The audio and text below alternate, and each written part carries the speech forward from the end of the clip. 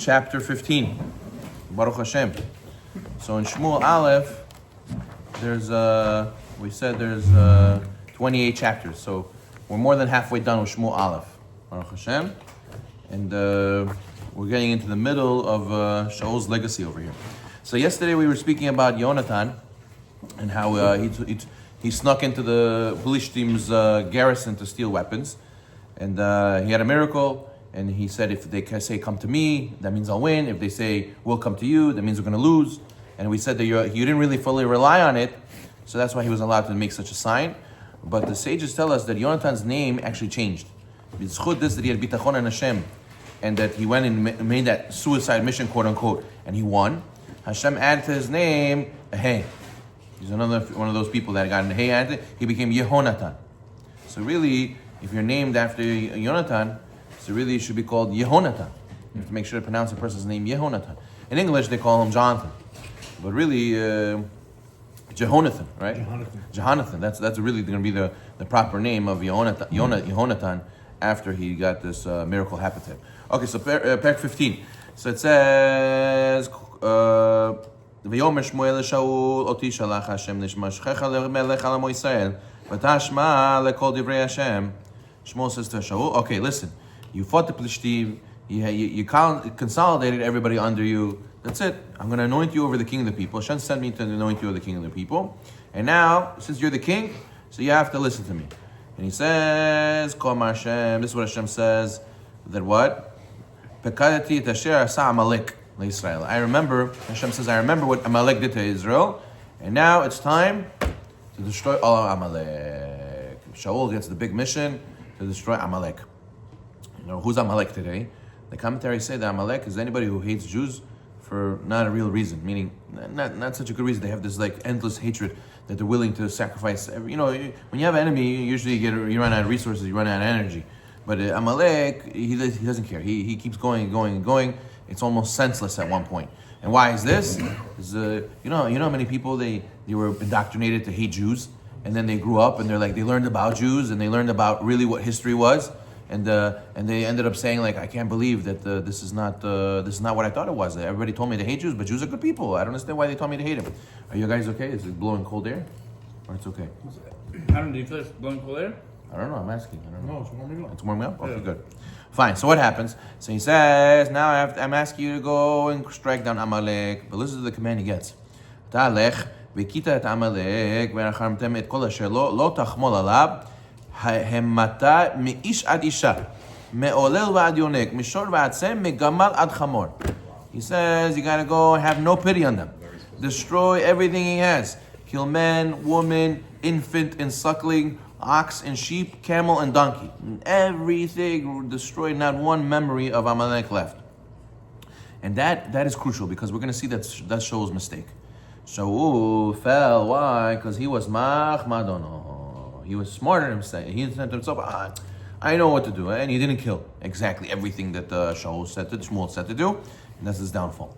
So anyway, Shaul was like, okay, let's do it. I'm gonna be written down in history as the one who destroyed Amalek. I'm gonna make Hashem's throne of glory complete finally. And I'm gonna do this great mission. And what happens? So he summons all the people. He gets a huge army, 200,000 infantrymen and many of Judah, 10,000. They come to the city of Amalek. They fought them in the valley. And he gave them an ultimatum. He said, "Listen, Hashem acted kind with us from when we went from Egypt." So he told the people of Kini were the people who were nearby. He said, "Listen, get out of here. We're going to destroy Amalek. You don't want to get in the way. It's going to get dirty over here." So they ran away, and Shaul struck Vayach Shaul at Amalek. He struck down Amalek. That's it. He crippled them. He destroyed them. And then he even captured Vayitfos et Agag, Melech Amalek Chai. He got to live king of Amalek alive. That's the ultimate defeat. You know, in chess, you get the king, you win. So he got the king. He captured him alive. He can do whatever he wants with him. And what did he do? The pasuk says, Vayahmol Shaul ve'am al Agag. Shaul and as well as the people took pity on Agag. And they also took pity on who? They left Agag alive. Ve'al metav atzon ve'abakar. He left the cattle, the sheep, the fatted bulls, and he was not willing to destroy them. The door doesn't close. Don't bother with that door.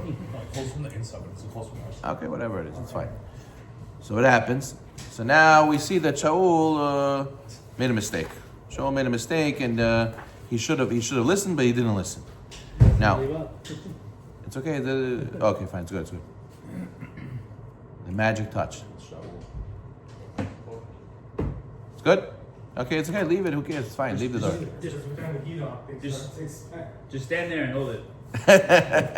So, anyways, so the Gemara says that in order to have the temple, you need to have three things. You need to fulfill the mitzvah of getting a king, that we had.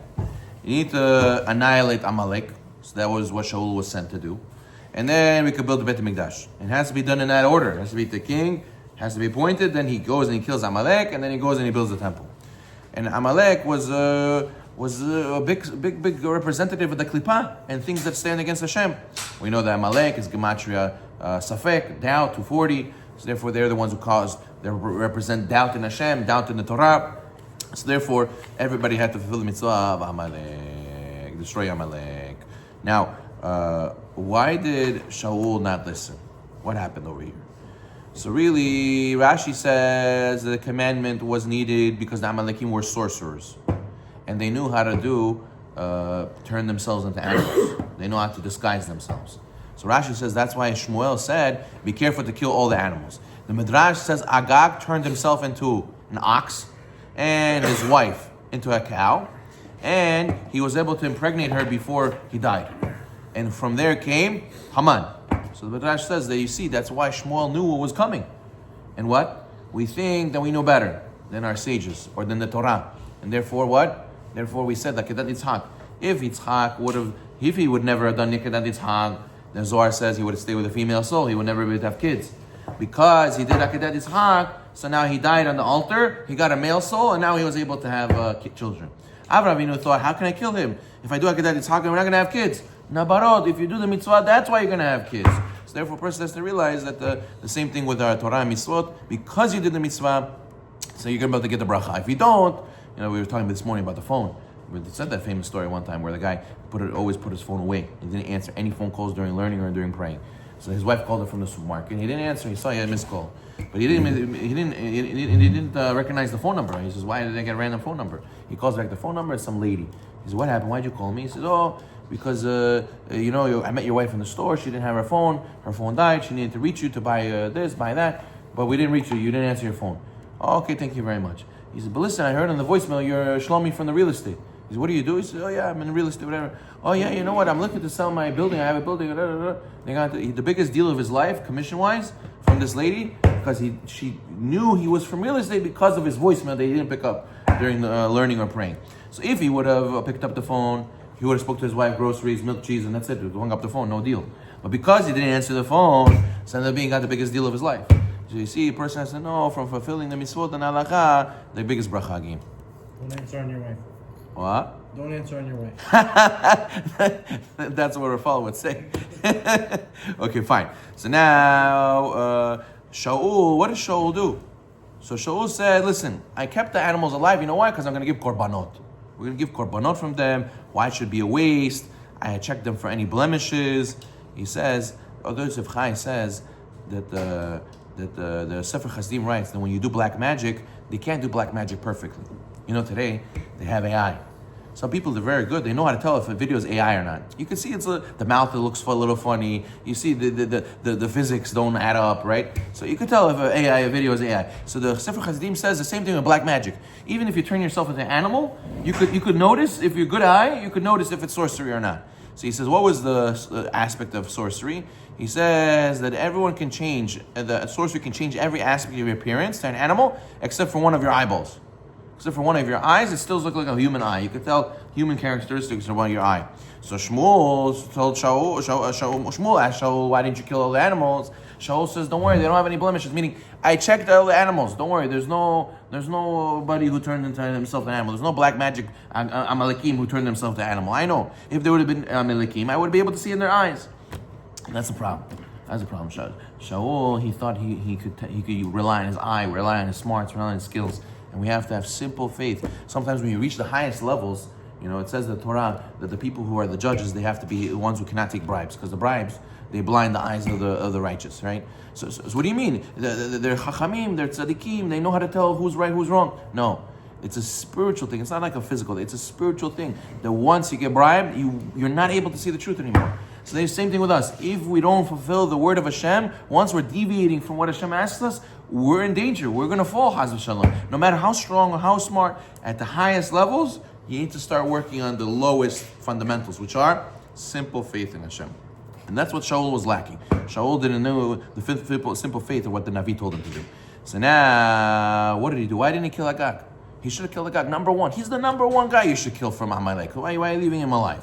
So he says that Shaul transgressed the word of the Navi, and Shaul gained nothing by keeping Agag alive. But he did this because he reasoned they're not worthy of destruction. You hear this? This is false mercy. This is misplaced piety.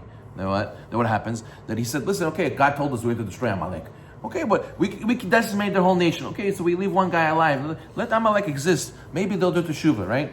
So there's certain places that we cannot have mercy on them. If we have false piety over there, if we have misplaced piety over there, what did King Solomon say? Al te tzaddik arbeh. Don't be too righteous. What does it mean, don't be too righteous? At some point, when you're being too righteous, you could be damaging, right? The Gemara says chasid shoteh. What's chasid shoteh? A guy sees a lady drowning. He says, I don't touch ladies. I can't see her. I'm sorry. So what is this misplaced piety? What are you talking about? Over here, the Torah says, you got to do this. What do you mean? No, because there's a difference. There's people who keep Yom Kippur, right? And they don't eat. And we tell them, oh, now you're old, you have to eat. No, Zachem, what do you mean? I can't eat. Listen, you want to keep the Torah, or you want to keep what makes you feel and think you're holy? And saying you're doing it for yourself. You're not doing it for Hashem. If you're doing it for Hashem, so now Torah says to eat. But if you're doing it because I like to feel holy on Yom Kippur, so that's why you don't want to eat. So you're doing it for yourself. You're not doing it for Hashem. So therefore, a person has to not have misplaced piety, and that's what Shaul also fell prey to his own reasoning, and he messed up. This sin actually causes him the loss of the Malchut. Look what Pasuk Yud says, V'idvar Hashem es Shemuel lemor, Nichamti ki imlachti et Shaul lemelech. He says, Hashem says to Shemuel, I regret making Shaul the king, because Shama Harai v'Davarai lo Ekim. He went against my word and he didn't fulfill my word. V'yichar Shmuel v'yizak en Hashem kol halayla. Shmuel was so upset at this. He was so sad. And Hashem tells Shmuel, listen, the guy you hired was a parol. That's it. It's finished. He's done. He's not going to be king anymore. And now Shmuel is crying, and we're going to see next time. He's going to go to Shaul. He's going to tell Shaul, come to me. Vayavo Shmuel Shaul. Vayomer Shaul Baruch atah Hashem hakimoti et dvar Hashem. Look at this. Shmuel comes to Shaul, and Shaul says, "Oh, Shmuel, amazing, good to see you. You should know I fulfilled the word of Hashem." And Shmuel tells him, "No, what do you mean? What I hear sheep talking? What I call hatzona zebeozni? He says, what is this? I hear animals from Amalek." And Shaul says, "What do you mean from Amalek? I took pity on them. I'm going to bring them korbanot for Hashem." Shmuel says, listen to me, what Hashem told me yesterday. He says, you did not fulfill the word of Hashem. Chatata la Hashem. You sinned against Hashem. You didn't do what Hashem. Chatat kesem meri. He says that for rebelliousness, it's like the sin of sorcery. And it's like idolatry. You didn't fulfill the word. Did Hashem ask you to do this? No. He says, ma'asta edvar Hashem. Not just that you didn't fulfill Hashem's word. You disgusted Hashem's word. Hashem said to kill them and you kept them. Fine, if something happened, you got busy with something else, you're distracted. You on purpose said what Hashem said, asur, you said mutar. What's wrong with you? You made Hashem's word disgusting. You're number one who's supposed to fulfill everything Hashem says, and you're the number one guy who broke what Hashem says. What's wrong with you? And look at this. And what does Shmuel say? Shmuel says, not like, listen, I excuses, this, that. And what does he do? He ripped his shirt and he says, I sinned. He says, Chatati ata kabdenina. He says, I have sinned, please honor me in front of the elders. But that's it. In that moment, it was already decided that he's not going to be king anymore. The question is why David, we know, got forgiven, and why Shaul didn't get forgiven. Why didn't that count as teshuvah? So that did count as teshuvah, but already Shaul had too many sins already. He already messed up because the people spoke out against him. He didn't say anything. He already messed up for this, that that he didn't wait for Shemuel to come to do the korban. He did it by himself. He was supposed to wait for Shemuel. And now the third time he sinned against Hashem for this, that he went and he didn't kill Amalek, which is the thing that was missing to build a temple. The thing that was missing to build a temple, he would have built a temple, that's it. That would have been the tikkun for the world. But what? Being a smarty pants, look where it got all of us. Therefore, we have to be simple and fulfill the word of Hashem. Baruch Hu.